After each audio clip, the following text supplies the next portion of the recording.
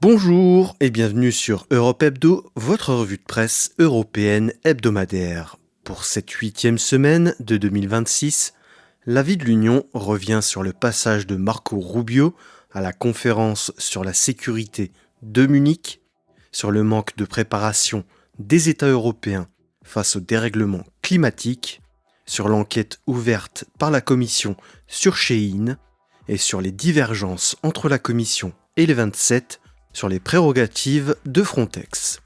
Dans le club des 27, la campagne des législatives hongroises se durcit.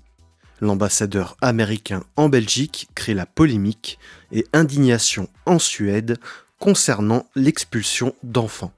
Et chez nos chers voisins, un ancien ministre a été arrêté en Ukraine. La Russie durcit sa législation sur les communications. L'Ukraine reprend du terrain dans sa guerre contre la Russie. Et le procès d'Hashim Thaçi se clôt avec les dernières déclarations des accusés. Passons sans plus attendre à l'avis de l'Union. Sécurité, le discours faussement rassurant de Marco Rubio.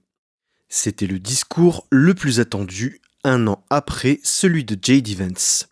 Marco Rubio, secrétaire d'État américain, l'équivalent du ministre des Affaires étrangères, était à la tribune de la conférence annuelle sur la sécurité de Munich, samedi 14 février. Un discours de 22 minutes, plus policé sur la forme que celui du vice-président, mais le fond du message reste le même. Un discours en deux temps, où il commence par les mérites du continent européen, mélangeant à la fois ce qu'il considère comme la grandeur passée, les empires coloniaux, les grandes figures comme Léonard de Vinci, Christophe Colomb et Beethoven, mais aussi la culture populaire récente en citant les Beatles et la bière allemande. Puis il attaque sur les mêmes thèmes que J.D. Vance, où il fustige, je cite, le culte du climat, l'immigration de masse, l'inutilité des institutions internationales et promeut la puissance militaire brute et la chrétienté. Comme son vice-président, il aborde à nouveau le déclin civilisationnel de l'Europe, auquel il dit que la seule solution est de suivre l'administration Trump.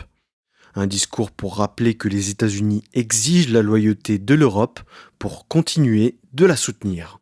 Marco Rubio réfute pourtant la volonté de vassalisation de l'Europe en expliquant que les États-Unis souhaitent son autonomie. L'administration Trump se gargarise d'avoir forcé les Européens à réinvestir dans sa propre défense. Côté européen, la réception du message de Rubio a été, disons-le, très polie. Le secrétaire d'État américain a reçu une standing ovation. Les Européens se sont dit rassurés par la teneur du message, sans en dire plus tant que les représentants américains étaient sur place.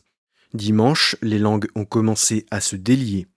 Friedrich Merz a déclaré que la guerre culturelle MAGA n'était pas celle de l'Europe. Ursula von der Leyen et Emmanuel Macron ont défendu bec et ongle la législation numérique européenne, sujet de tensions récurrents des deux côtés de l'Atlantique. Kaja Kallas rejette la menace d'effacement civilisationnel et Donald Tusk rappelle que l'Ukraine se bat pour des valeurs, je cite, que certains disent dépassées, fin de citation. Les Européens rappellent que leur volonté d'autonomisation se fait déjà sur plusieurs niveaux, notamment au niveau industriel et commercial, où l'UE a lancé des projets d'autonomie stratégique et la signature de multiples partenariats, mais aussi au niveau militaire, où la Commission a lancé un projet de financement de 800 milliards d'euros d'investissement dans le domaine de la défense. Environnement. Des experts pointent du doigt le manque d'adaptation au dérèglement climatique. C'est le constat du Conseil consultatif scientifique européen sur le changement climatique. Le Conseil consultatif scientifique européen pour le changement climatique est un organe qui a été créé pour intégrer les dernières données scientifiques sur le climat dans le processus décisionnel de l'UE. Le comité consultatif chiffre les dégâts des catastrophes naturelles à 45 milliards d'euros par an depuis 2020, ce qui représente 5 fois plus que dans les années 80. L'Europe est déjà à une hausse de 2,5 degrés par rapport à l'ère pré-industrielle. L'Europe a perdu 1 million d'hectares de forêt en 2025. Le rapport pointe du doigt une adaptation insuffisante du continent au dérèglement climatique. Le Conseil consultatif relève que les systèmes d'alerte précoce sont trop faibles et le manque de clarté dans les responsabilités ont aggravé les phénomènes. Le scénario le plus optimiste, qui prévoit une hausse de 4 degrés d'ici à 2100, et aucun pays européen n'a enclenché de plan d'adaptation. Le rapport préconise de rendre obligatoire et d'harmoniser les évaluations sur les risques climatiques. L'Union européenne est en train de réviser son système de cadre d'adaptation au changement climatique. Le Conseil consultatif recommande de créer une ligne comptable pour l'adaptation au réchauffement climatique dans le budget 2028-2034. Numérique, Shein mis sous enquête par la Commission européenne. Mardi 17 février, la Commission européenne annonce ouvrir une enquête sur Shein dans le cadre du Digital Services Act. Une enquête qui serait la conséquence directe de la vente de poupées pédopornographiques, dont l'existence a été révélée en novembre 2025 en France. Des armes étaient aussi en vente sur le marketplace de la plateforme. La Commission européenne enquêtera sur le système de lutte contre la vente de produits illégaux de la plateforme chinoise. L'exécutif européen va aussi s'intéresser aux caractéristiques addictives de Shein et à son système de recommandation. La Commission mettrait notamment en cause le système de points ou de récompenses pour l'engagement des consommateurs qui les pousserait aux achats compulsifs. Shein devra divulguer ses paramètres et fournir une option facilement accessible pour ne pas consentir à des recommandations sur base du profilage des utilisateurs. La marque chinoise affirme coopérer à l'enquête et assure qu'elle a investi massivement dans des mesures de conformité au DSA. Affaires intérieures, divergence de vues entre la Commission et les 27 sur la réforme de Frontex. Ursula von der Leyen veut élargir la base des gardes-frontières et des gardes-côtes européens pour passer à 30 000 agents. Le règlement de 2019 avait fixé pour objectif d'atteindre 10 000 agents en 2027. Mais l'ambition de la présidente de la Commission se heurte au désaccord des 27 qui n'y voient pas de valeur ajoutée ni même de nécessité. Et il faut l'accord des États membres pour réviser le règlement de 2019. Actuellement, Frontex dispose de 8 000 agents. L'objectif de 10 000 agents semble atteignable, même s'il faudra mettre les bouchées doubles. L'objectif de 30 000 agents semble utopique, à moins d'un transfert de compétences qui donnerait plus de pouvoir à l'agence européenne, ce qui semble improbable, tant le contrôle des frontières est une question qui occupe les débats nationaux. Malgré tout, la présidence chypriote du Conseil a décidé de mettre la question à l'ordre du jour des réunions de cette semaine. La semaine dernière, 10 pays ont envoyé une déclaration à la Commission pour réaffirmer le refus d'élargir les compétences de Frontex. La Croatie, l'Espagne, la Grèce, la Hongrie, la Lituanie, Malte, la Pologne, la Roumanie, la République tchèque et la Slovénie. Par contre, les États membres semblent avoir des convergences de vues sur le fait de doter Frontex de pouvoirs d'expulsion. Mais ça s'arrête là. Pas question d'impliquer l'agence dans des questions de défense ou de sécurité, chasse gardée des États. Pourtant, la question pourrait être posée, notamment dans le cas des menaces hybrides. La Pologne fait face depuis 2021 à des vagues de migrants envoyés par la Biélorussie pour déstabiliser les services de sécurité polonais, mais aussi pousser à la polarisation des débats nationaux en Europe. Certains États membres posent la question de la protection des infrastructures sous-marines dans les eaux internationales ou encore les incursions de drones dans l'espace aérien européen.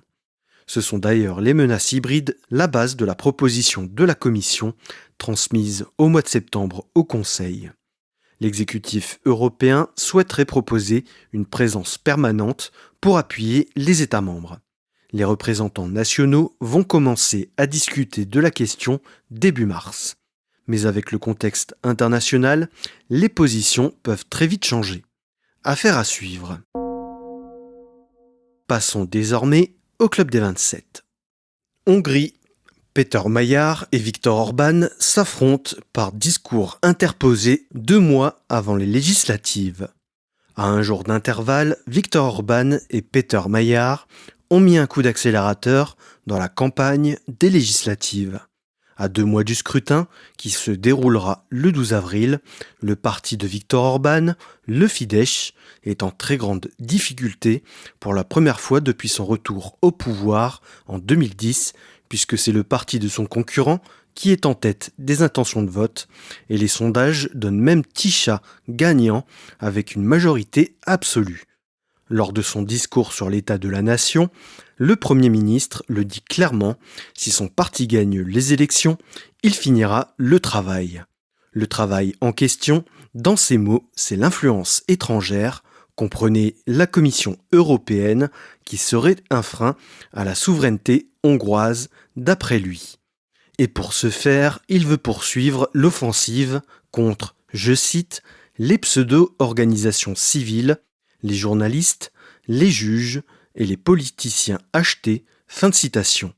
Cette offensive qui, depuis 16 ans, a provoqué la chute de la Hongrie dans plusieurs classements. D'après le World Justice Project, qui mesure l'état de droit dans les pays du monde, qui évalue les pays sur une échelle de 0 à 1, de l'état qui respecte le moins l'état de droit à celui qui le respecte le plus, le score de la Hongrie est de 0,5, alors que la moyenne mondiale est de 0,55 et la moyenne européenne est de 0,73, ce qui place la Hongrie au 79e rang sur les 143 pays évalués. Dans le classement de Reporters sans frontières, la Hongrie est classée 68e sur 180. La Freedom House, qui mesure le respect des droits et des libertés, a donné une note de 65 sur 100 à la Hongrie.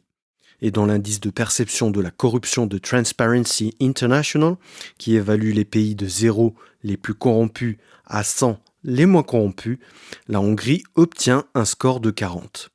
Et donc l'affaiblissement de tous les contre-pouvoirs se justifie par l'influence étrangère qui serait exercée sur ces contre-pouvoirs.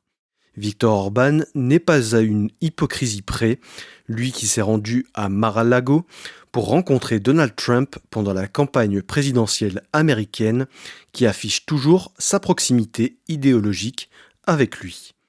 Viktor Orban qualifie Peter Mayer de marionnette de Bruxelles, mais ne voit aucun problème à ce que le secrétaire d'État américain Marco Rubio fasse des législatives hongroises un enjeu de sécurité nationale américaine lors de sa visite le dimanche 15 février à Budapest.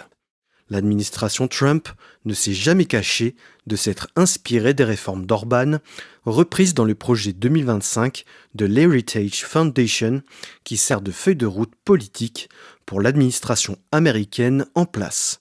Une proximité idéologique qui permet à la Hongrie d'être exemptée de sanctions sur l'importation de gaz et de pétrole russe, contrairement à l'Inde ou à la Chine. L'administration Trump promet même de compenser le gel des fonds européens par la Commission européenne pour non-respect de l'état de droit qui s'élève à 20 milliards d'euros si Viktor Orban en exprime le besoin. Dimanche 15 février, c'est Peter Mayer qui tient son meeting. La veille, il était à Munich à la conférence sur la sécurité pour rencontrer les dirigeants européens pour exposer le programme de son parti s'il parvient à gagner les élections. Il souhaite que la Hongrie renoue avec l'Union européenne. Pour ça, il entend bien restaurer la démocratie et l'état de droit pour que le pays bénéficie à nouveau de fonds européens. Il promet de mettre fin à la corruption de Viktor Orban et de son entourage, accusé d'avoir trafiqué des appels d'offres pour que ses amis récupèrent des contrats publics. Des fonds qu'ils ont fait fructifier dans des fonds d'investissement et dans du patrimoine et des yachts. Peter Mayer promet la transparence totale. Il veut rétablir les libertés que Viktor Orban a affaiblies. Le leader de l'opposition demande au Premier ministre un débat public. Peter Maillard essaye de mobiliser les jeunes Hongrois partis à l'étranger. Viktor Orban, de son côté, mise sur la place de la Hongrie sur la scène internationale, lui qui peut parler autant à Vladimir Poutine qu'à Donald Trump ou Xi Jinping.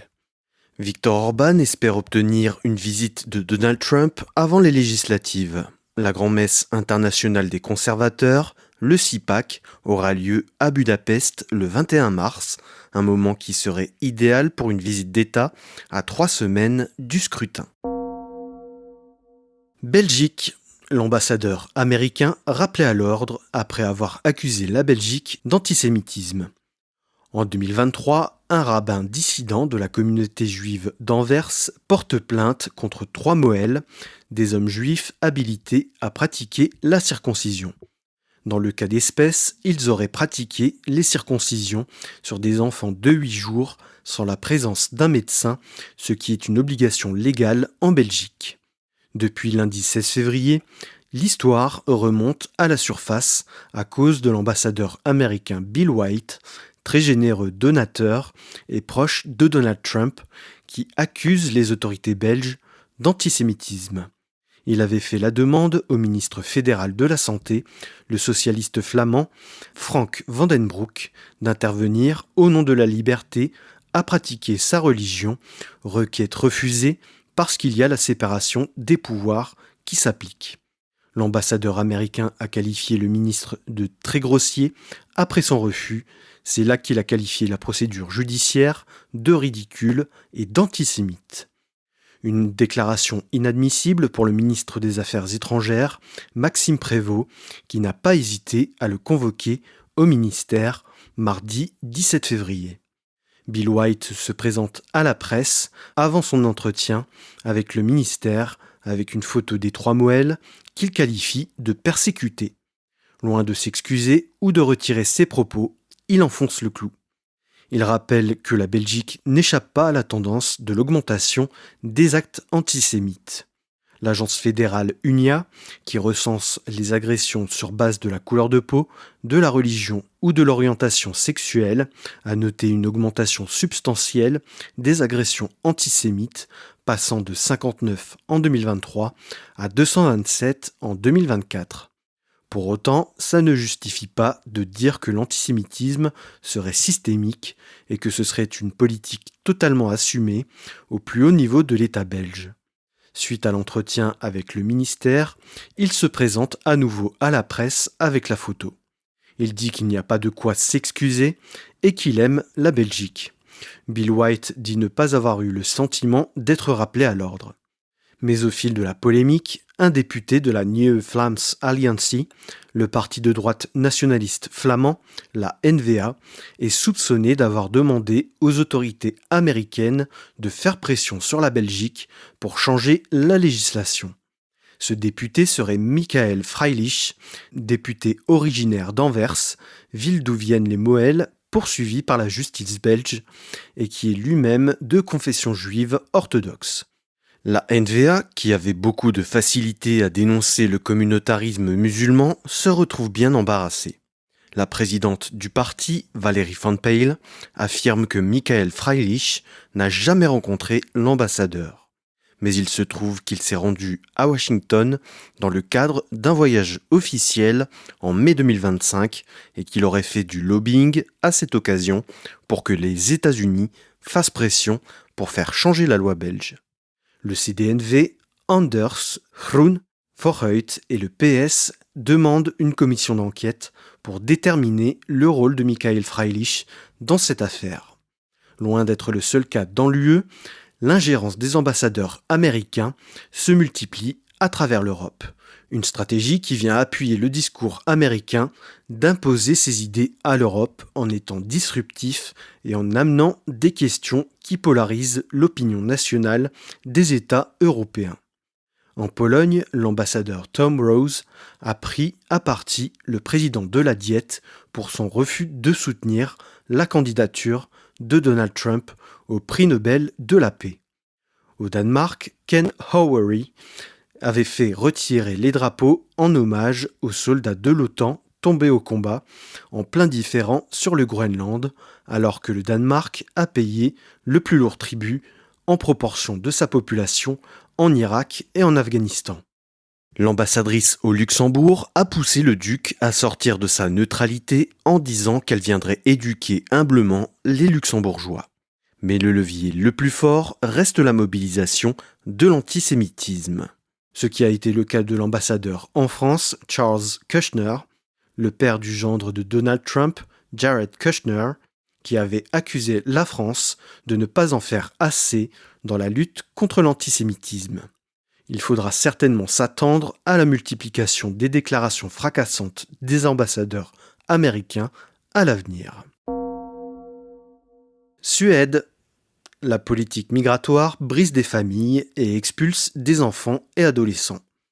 La Suède avait durci sa législation en 2016 sous l'impulsion du gouvernement social-démocrate suite à l'arrivée de 240 000 demandeurs d'asile en 2 ans. Cette réforme avait généralisé l'octroi de permis de séjour temporaires à ceux qui arrivent dans le pays, ce qui est le cas notamment des enfants dans le cadre du regroupement familial. Les enfants doivent avoir un permis de séjour permanent pour pouvoir rester sur le sol suédois. Une réforme sur laquelle les ONG des droits humains alertaient qu'elle pourrait pousser vers des situations inhumaines. Une réforme complétée par le gouvernement actuel de droite, soutenu par l'extrême droite, en 2022. Le texte était aussi soutenu par les sociaux-démocrates. Pour obtenir un permis de séjour, il faut justifier d'un salaire minimum de 2 779 € au lieu de 1 223 € précédemment, un salaire rarement atteint en sortie d'études.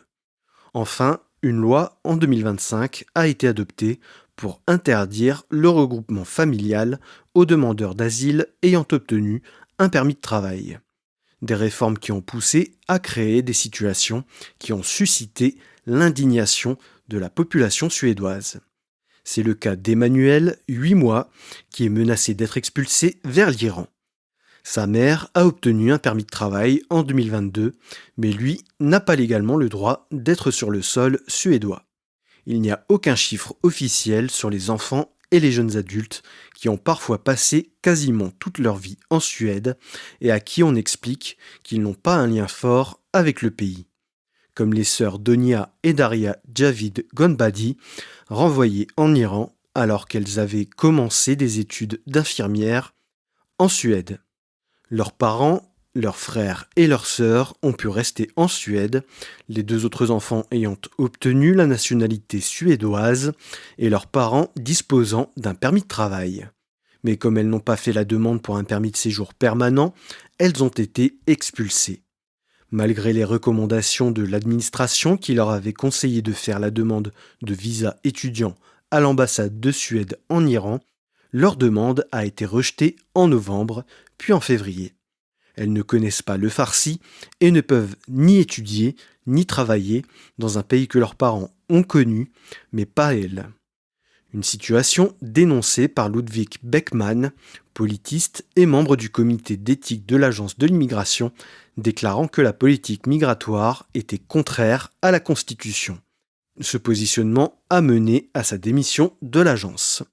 Désormais, ce sont les politiques qui s'emparent de l'affaire. Le parti de gauche, les Verts et le parti du centre demandent d'autoriser le regroupement familial jusqu'à 21 ans. Les sociaux-démocrates réclament le gel des expulsions. De son côté, le ministre de la Justice, Gunnar Strömmer, indique qu'il travaille sur le sujet. Même le leader du parti d'extrême droite, les démocrates de Suède, Jimmy Åkesson, se dit prêt à discuter de la situation pour trouver des solutions. Reste que le pays va connaître des législatives cette année au mois de septembre. Il est plus que probable que l'immigration soit un des enjeux du scrutin. Passons enfin à la rubrique « Nos chers voisins ». Ukraine, l'ancien ministre Herman Halushchenko, arrêté. L'ancien ministre de la Justice et de l'Énergie, Herman Halushchenko, a été interpellé à la frontière ukraino-polonaise dimanche 15 février par l'agence anticorruption, la NABU. En novembre 2025, il avait déjà été perquisitionné et sous la pression populaire et de Volodymyr Zelensky, il avait démissionné de son poste de ministre de la Justice alors qu'il avait à peine commencé son office quelques mois auparavant. Il est suspecté d'avoir favorisé et profité d'un réseau de blanchiment d'argent alors qu'il était ministre de l'énergie de 2021 à 2025 en lien avec Energoatom, l'entreprise publique en charge des centrales nucléaires du pays. En lien avec Timur Mindic, cofondateur de la boîte de production Studio Kvartal 95, avec Volodymyr Zelensky, la boîte de production des émissions du président, quand il était encore comédien, aurait mis en place un système d'extorsion des sous-traitants qui aurait permis de détourner 100 millions de dollars d'argent public. Les fonds étaient ensuite placés sur un compte offshore sur l'île britannique d'Anguilla et ces fonds étaient blanchis par divers instruments financiers rendant complexe la traçabilité des fonds. L'organisation criminelle aurait reçu 94,5 millions d'euros en espèces. Herman Alushchenko et sa famille auraient perçu 6,2 millions d'euros, dont 2,7 auraient été remis en liquide à sa famille en Suisse. Après les perquisitions, Alushchenko avait été remis en liberté.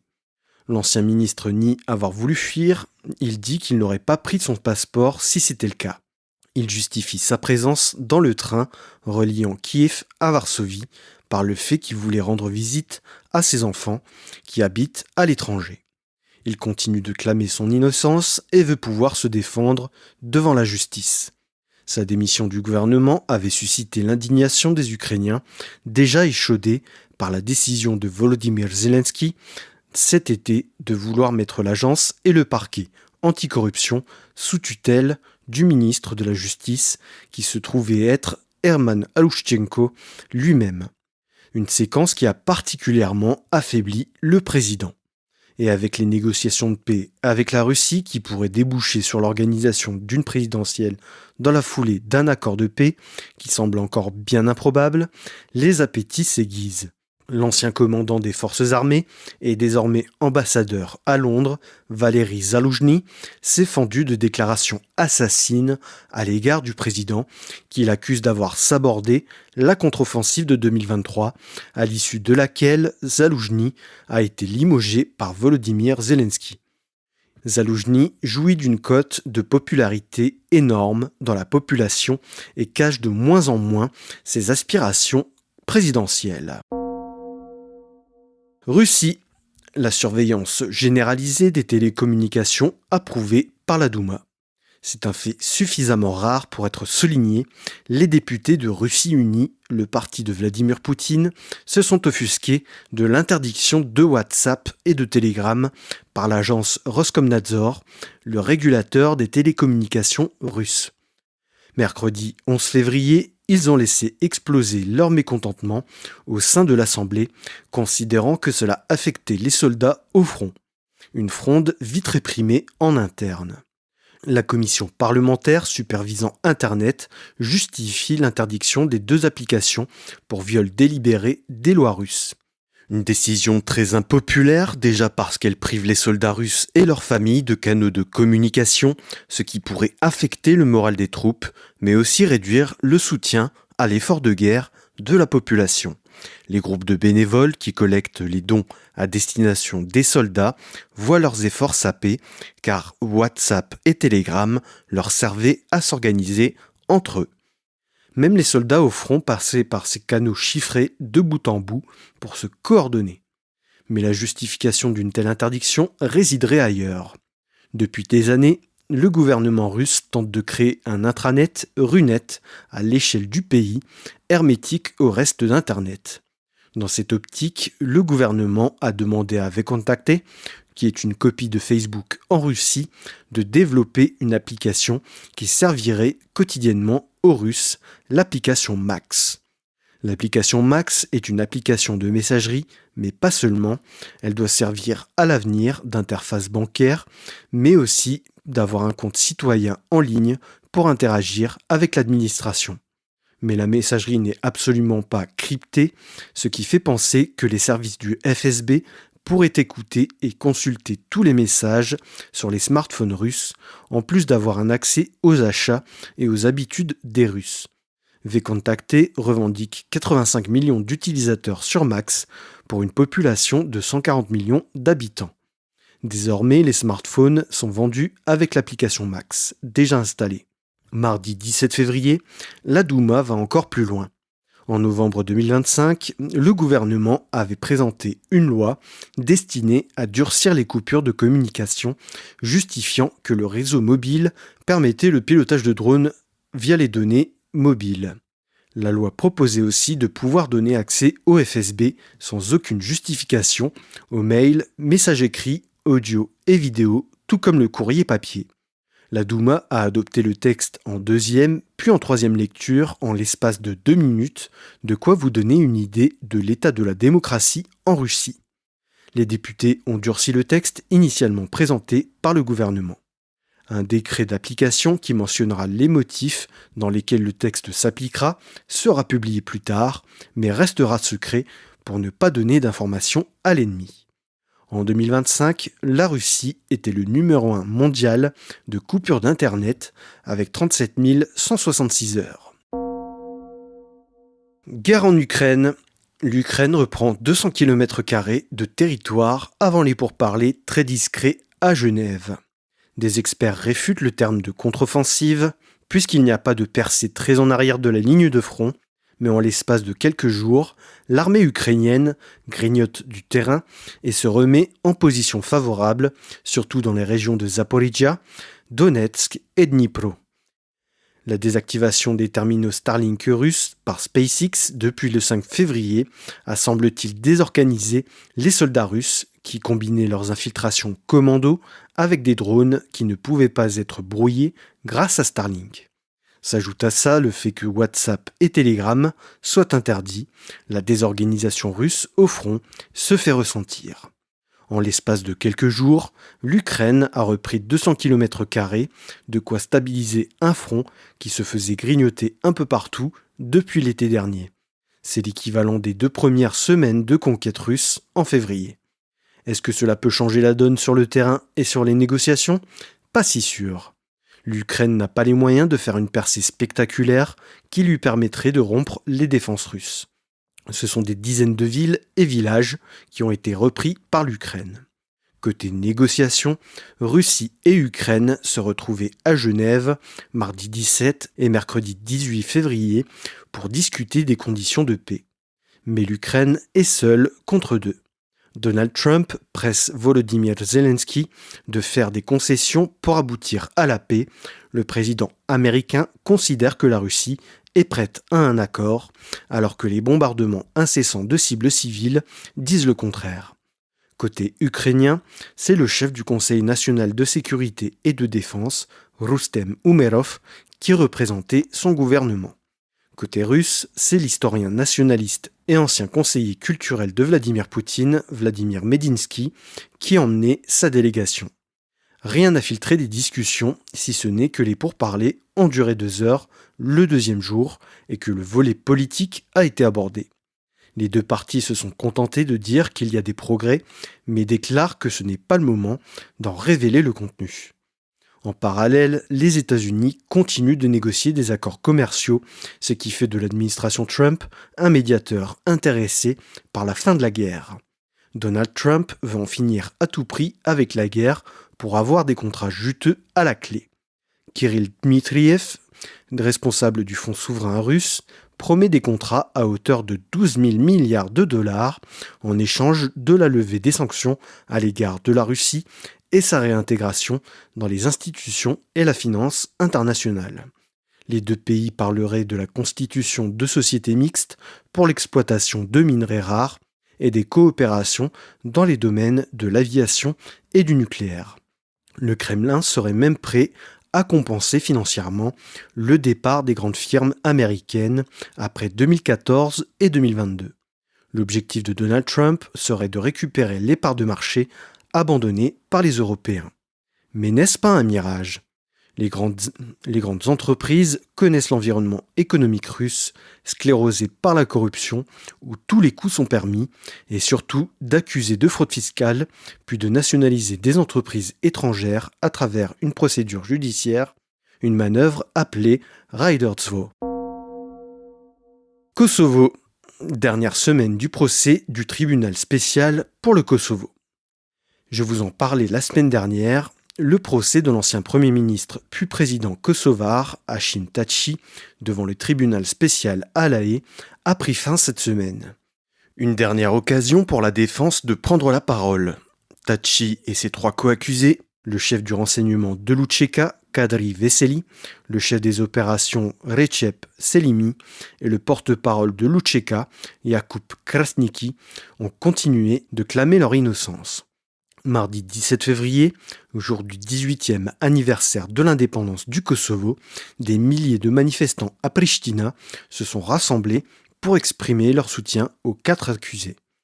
Les manifestants ont défilé avec des slogans comme « Libérer les libérateurs », considérant que leur procès remettait en cause l'UÇK, mais aussi la légitimité de l'indépendance du pays. Lors de sa dernière prise de parole, Hashim Thaçi accuse le tribunal spécial d'avoir procédé à des poursuites sélectives et monoethniques, sous-entendant que les Serbes auraient dû être sur le banc des accusés aussi. Malgré tout, l'ancien président kosovar exprime des regrets pour toutes les victimes du conflit, peu importe le camp. Il continue de réfuter son rôle actif dans les tortures, les passages à tabac, les meurtres et les enlèvements. Il rappelle que les commandants de zone étaient autonomes. La procureure Kim West rappelle que les témoins qui sont venus raconter les sévices qu'ils ont subis démontrent tout l'inverse. L'avocat des parties civiles, Simon Laws, précise que les victimes subissent encore les conséquences des mauvais traitements. Certains ne parviennent plus à dormir normalement, d'autres ont toujours l'impression d'être surveillés ou suivis. Plusieurs d'entre eux ont dû suivre un parcours en hôpital psychiatrique. La procureure Kim West a exprimé des doutes quant à la légitimité des témoignages des quelques diplomates américains et britanniques, tous venus apporter leur soutien aux accusés, mais qui ne maîtrisaient absolument pas le contexte de la guerre d'indépendance du Kosovo et dont l'amitié a peut-être brouillé leur vision d'Hashim Thaçi. L'audience a été levée mercredi 18 février, après 10 jours de plaidoirie. Le verdict devra être prononcé d'ici à fin juillet 2026. Voilà, c'est ainsi que s'achève la 8e semaine de 2026. Merci pour votre écoute. Si vous avez apprécié cet épisode, abonnez-vous sur votre plateforme préférée, que ce soit Spotify, Deezer, Apple Podcast, Amazon Music, YouTube ou YouTube Music, et n'oubliez pas d'y laisser votre avis, que ce soit en nombre d'étoiles ou en like. Pour ne rien rater des publications du podcast, suivez Europe Hebdo sur Facebook, Instagram et LinkedIn, et n'hésitez pas à liker, commenter et partager les publications pour en augmenter la visibilité. Si vous avez une remarque, une question ou une suggestion à faire pour le podcast, n'hésitez pas à vous inviter dans mes messages privés, je me ferai un plaisir de vous répondre. Et si vous voulez dévorer le nouvel épisode du podcast dès sa sortie, abonnez-vous pour recevoir la newsletter du podcast, le lien est à retrouver en description de cet épisode. Je vous donne rendez-vous lundi prochain, 17h30, sur Europe Hebdo.